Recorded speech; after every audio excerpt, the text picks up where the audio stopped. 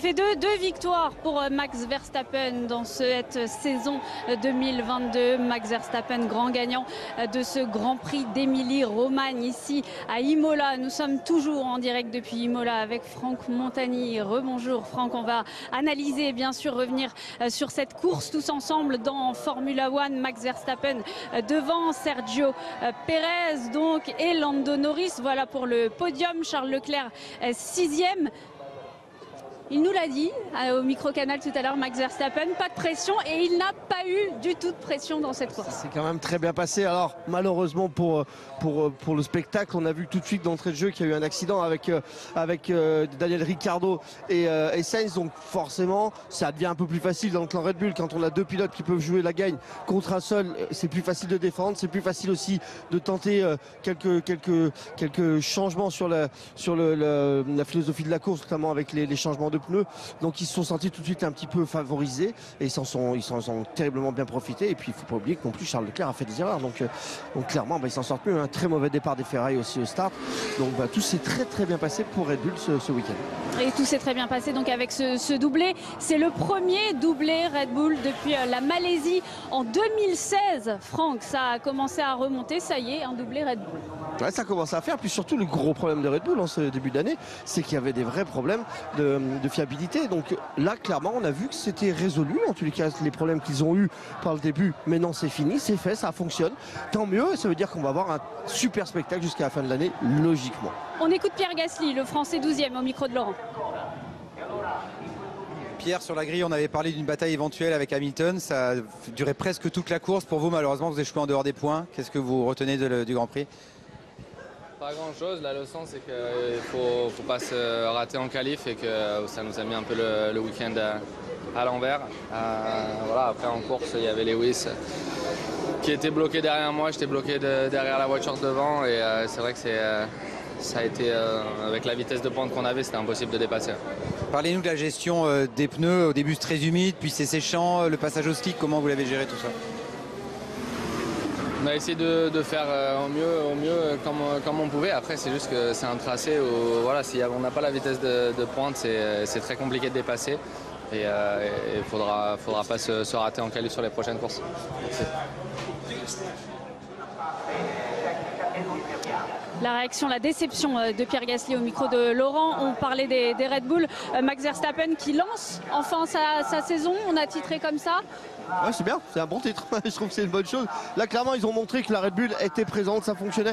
Et surtout, le gros truc de Red Bull, là, c'est qu'ils ont résolu leurs problèmes qu'ils avaient en début de saison. Et très rapidement, quand même. Contrairement à Mercedes, qui était, bon, ils n'avaient pas la vitesse, mais ils avaient la fiabilité, ils n'ont pas trouvé la vitesse. Là, clairement, ça fonctionne bien. Et puis, les deux voitures sont à la fin. On a eu des conditions très compliquées pour les mécaniques. Il a plu, il a fait sec. Ça a tapé dans les mécaniques, ça a tapé dans les pneus. Au final, la voiture est là. Donc, clairement, ils ont résolu leurs problèmes. Ça nous annonce un beau début de championnat. Oui, parce qu'il recolle du coup au classement de ce championnat du monde des pilotes, évidemment. Max Verstappen, il le fait, c'est la totale pour lui. Victoire dans la course sprint, 8 points. Aujourd'hui, la victoire, les 25 points et le tour le plus rapide. Regardez, donc il n'a plus que 27 points de retard sur Charles Leclerc. Max Verstappen, Sergio Pérez, 3e de ce classement. Esteban Ocon est 9e. Esteban Ocon qui, pour la première fois cette saison, ne marque pas de points. On va écouter, nous, Charles Leclerc, la deuxième partie de ce tableau. Évidemment, Pierre Gasly, vous le voyez, l'autre Français de ce paddock, 13e. On va écouter Charles Leclerc, nous, la réaction de Charles Leclerc après cette 6e place, alors qu'on vous le rappelle, il partait de la 2e position. On l'écoute au micro de Laurent. Charles, on sait que vous êtes déçu, en colère, mais pourquoi avoir pris ces risques alors que vous jouez le championnat? Pourquoi? C'est une bonne question, c'est la question que je vais me poser quand je me serai calmé. C'est une connerie clairement et je ne peux pas me permettre de faire ces erreurs-là quand aujourd'hui clairement les Red Bull étaient meilleurs que nous. Elles avaient une meilleure perfo, meilleure gestion des gommes. Troisième, c'était la meilleure place qu'on pouvait faire. J'ai vu qu'il y avait peut-être une mini opportunité de doubler Pérez si je faisais un bon dernier secteur. J'ai essayé de pousser un petit peu plus et la voiture a réagi un petit peu différemment sur le vibreur, mais bon, c'est pas une excuse, c'est juste parce que j'ai essayé d'emmener trop de vitesse et voilà, je m'en veux beaucoup, mais maintenant l'erreur est faite, je vais analyser ça et passer à autre chose. avec la pression des tifosi, est-ce que vous avez senti ce week-end ou le fait d'être leader du championnat, de vouloir briller, vous pensez que ça a joué quelque part dans votre inconscient? Non, non, au contraire, je savais qu'aujourd'hui il fallait que je mette les points qui étaient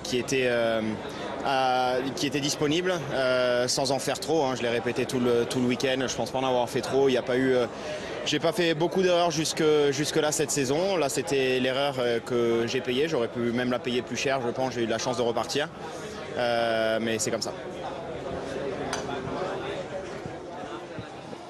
La déception de Charles Leclerc, la satisfaction à nos côtés du patron de Red Bull, Christian Horner. What a day, what a race for you.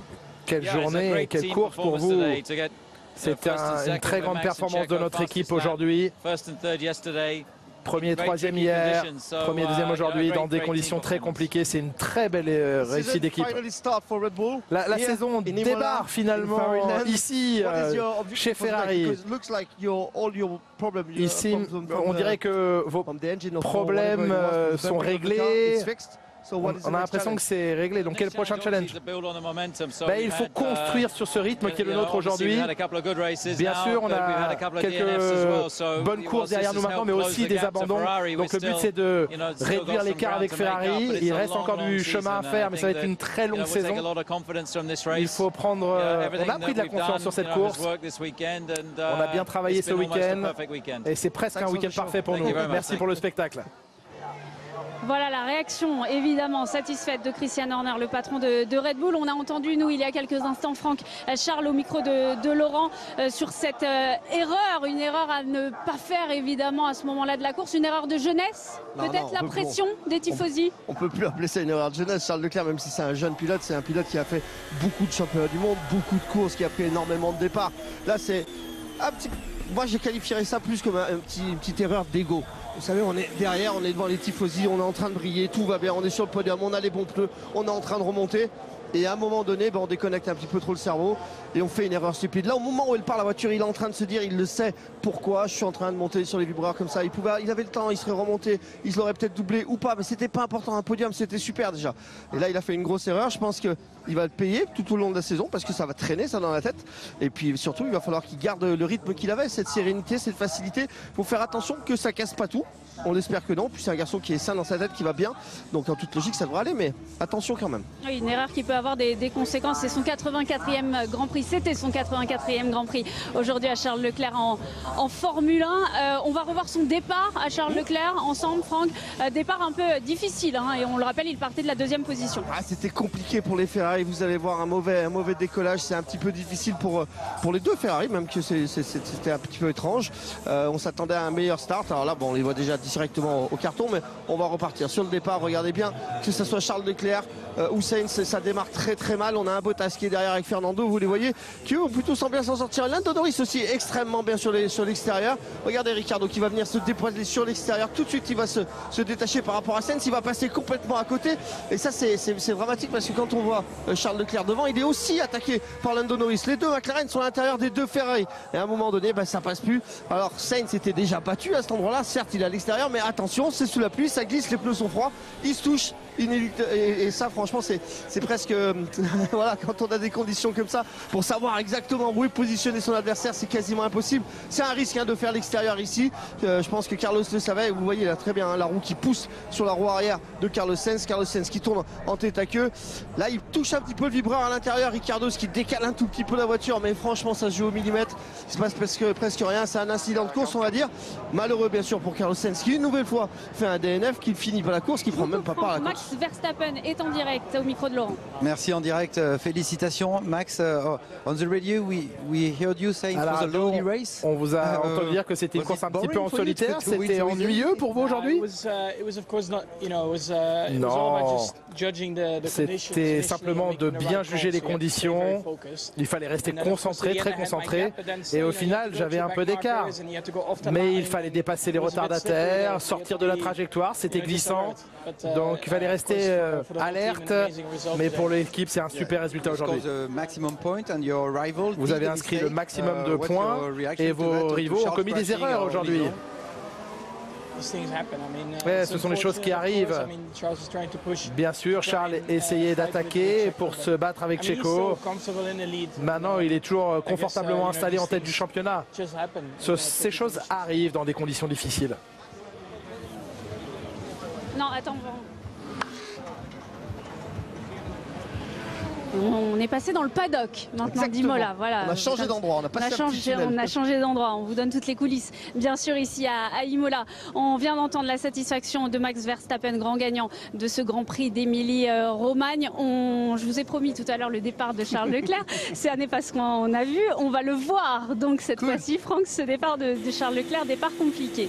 Allez, regardez avec nous, on est dans la voiture normalement de Charles Leclerc à l'intérieur. Les feux sont éteints, là il n'y a pas de patinage, tout va bien. Et puis dès qu'il passe la ligne, ça commence à patiner. La deuxième déjà elle s'enclenche, que Perez est déjà à côté. Donc ça c'est un très très mauvais signe pour Charles Leclerc. Puis là il voit tout de suite Lando Norris qui arrive.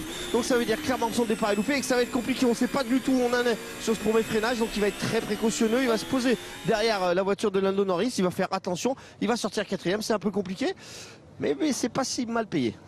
Voilà, pas si mal payé ce départ. Charles Leclerc, on le rappelle, 6e donc à l'arrivée alors qu'il partait de la 2e position. On a vu tout à l'heure le classement du championnat du monde des pilotes. On va voir le classement constructeur à présent. Donc ce classement constructeur après cette 4e course. Ferrari toujours devant Red Bull, mais Ferrari qui n'a plus que 11 points d'avance sur Red Bull, Mercedes 3e, Alpine 6e, Aston Martin qui marque ses premiers points de cette saison dans ce classement constructeur. Lewis Hamilton est au micro de Laurent Dupin.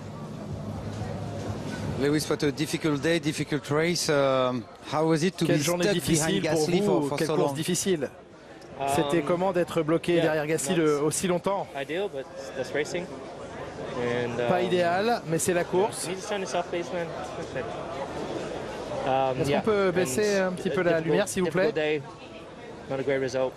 Oui, une journée difficile, pas un résultat terrible, on ne pouvait pas faire mieux. C'est difficile parce que Georges a inscrit quelques points et on vous a entendu à la radio avec l'équipe de rester, vous avez l'air de vouloir rester unis. Quel est le plan dans les prochains jours? Qu'est-ce que vous voulez changer? Je serai à l'usine demain. Mais il n'y a pas grand-chose que moi je puisse faire, moi je vais essayer de rester positif.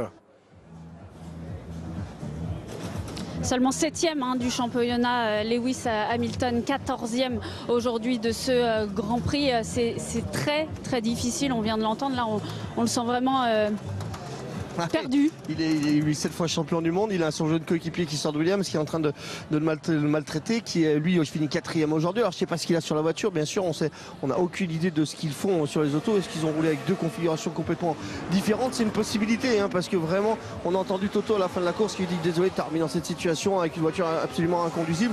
Est-ce que c'est dû à ça? Est-ce que c'est parce que vraiment on lui a fait une auto complètement différente? Mais là il est en train de perdre pied quand même, le pilote anglais. C'est compliqué, il a besoin d'être leader de cette écurie là pour que ça fonctionne. Aujourd'hui le leader, doucement ça passe du côté de Russell parce qu'il est bien placé au championnat, parce qu'il finit 4e d'une course où c'était quasiment impossible à prévoir. C'est dangereux, c'est difficile, ça va être difficile à vivre pour Lewis. On le voit, là c'était compliqué dès le début de la course derrière Lance Stroll pour Lewis Hamilton. Ça a été compliqué aussi au moment du premier arrêt au stand. On va revoir ces images. Lewis Hamilton qui rentre au stand devant Esteban Ocon, Julien, et Lewis Hamilton touché par Esteban Ocon au moment de ressortir de ce stand. Oui, moment difficile, moment de tension, c'était un moment stratégique, c'est l'instant où il fallait passer les pneumatiques slick, il y avait du monde dans cette voie distante. Chez Alpine, on a voulu jouer forcément avec Lewis Hamilton et tenter de ressortir devant lui, ce qui a été fait, mais Esteban Ocon a été pénalisé de 5 secondes à l'arrivée de ce Grand Prix. C'est vrai que chez Mercedes, eh bien, là où le cycle était vertueux et propice à beaucoup de succès, même de réussite par moment, parce que, eh bien, on va dire que la pièce tombait du bon côté, eh bien, ça n'est plus le cas pour l'instant pour Lewis Hamilton, et c'est quelque chose à vivre de très difficile pour n'importe qui, n'importe quel athlète de haut niveau, parce qu'aujourd'hui Lewis Hamilton met la même énergie, la même implication, les mêmes méthodes, les mêmes commentaires, la même façon de débriefer et d'aider ses ingénieurs, mais rien ne fonctionne, ça ne paye pas, et forcément ça use au bout d'un moment. Et c'est vrai que comme Franck l'a dit, il y a ce paramètre qui n'est pas des moindres, c'est le coéquipier qui lui s'en sort mieux, qui prend sa chance, qui vient d'une équipe où c'était déjà difficile, qui a connu ces heures compliquées à gérer dans une équipe non performante et qui aujourd'hui tire son épingle du jeu. Donc tout ça accumulé, septuple champion du monde ou non, ce n'est pas facile à vivre.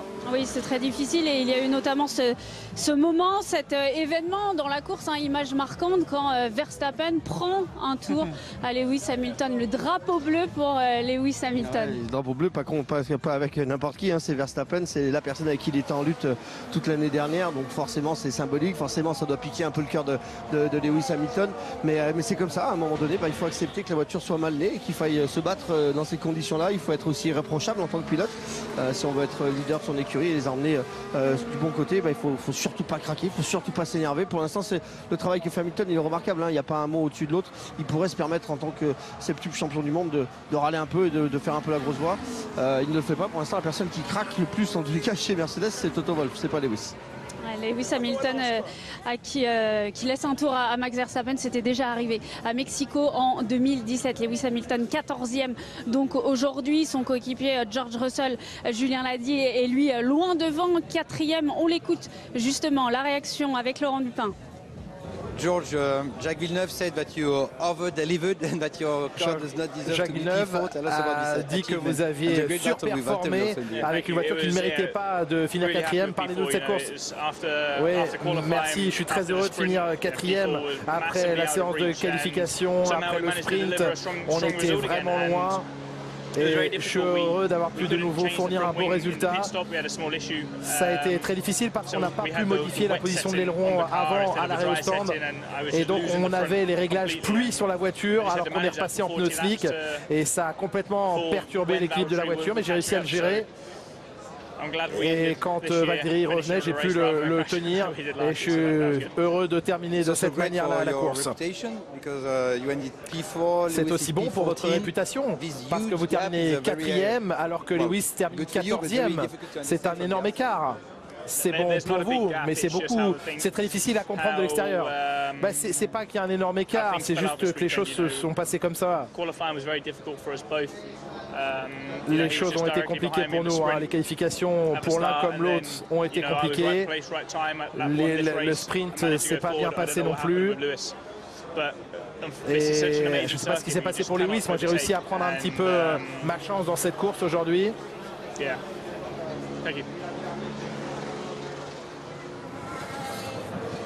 Et on s'est déplacé, nous sommes derrière le garage Mercedes désormais dans ce paddock d'Imola. On a vu tout à l'heure, Franck, cet accrochage entre Ocon et Hamilton à la sortie de la voie des stands. On va le revoir, une image que l'on n'a pas vue pendant le direct depuis cette fois le casque d'Esteban Ocon. Ouais, c'est assez impressionnant à l'intérieur de la voiture. On sait que c'est toujours très particulier ces arrêts au stand. On les a vu batailler. À droite, On les a vu batailler assez longtemps, les pilotes en piste.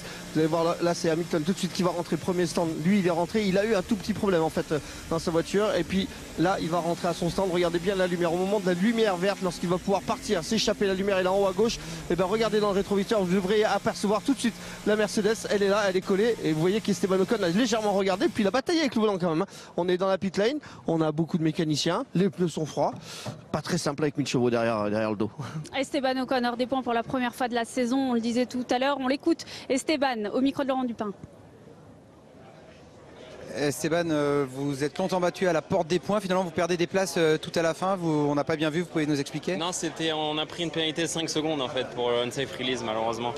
Donc, je l'avais oublié celle-là. C'est pas grave, de toute façon on va vite l'oublier, mais ouais c'est comme ça, on n'était pas loin des points, en vrai il manquait pas grand chose. Si on n'avait pas eu cette pénalité, c'est sûr que ça on finit 11e, donc bon. C'était jouable, mais il manquait un petit peu de vitesse pour aller essayer de mettre la pression un peu plus sur Lance. On a dégradé beaucoup les pneus à la fin et c'est ce qui nous a manqué. Pas facile en performance parce qu'après 2 Grands Prix, vous étiez 4e au constructeur. Là même Alfa Romeo vous passe devant. Vous avez la sensation qu'il manque un peu de performance, qu'il faut apporter des nouvelles pièces sur la voiture? Il a manqué ce week-end, pas du côté de Fernando, donc ça c'était bien. C'est-à-dire qu'en quali, voilà, il était encore P5, donc c'était solide. En course, on a une dégradation des pneus sur la fin qui est un petit peu gênante. Mais on aura des nouvelles pièces en tout cas sur ma voiture à Miami et on espère que ça nous apportera de la performance. Merci. Ouais, et Alpine qui marque le pas, Alpine qui avait marqué 16 points sur les 2 premiers Grands Prix de cette saison. Alpine qui n'en a marqué que 6 sur les 2 derniers. Aucun aujourd'hui avec donc cette 14e place pour Esteban Ocon et l'abandon de Fernando Alonso. Ouais, c'est problématique. Ils sont venus avec des évolutions en plus, donc ça n'a pas marché. Ça semblait bon sur le début de saison. Là, ça commence à être un petit peu plus compliqué. Ils sont 6e au championnat. Leur but, c'est de finir 4e. Donc, ils vont travailler comme toutes les autres écuries. Puis ils vont certainement remonter. On a envie de revoir, en tous les cas, Alpine briller. La note de ce Grand Prix, c'est votre moment préféré, je suis sûre, c'était votre moment préféré enfin, les notes.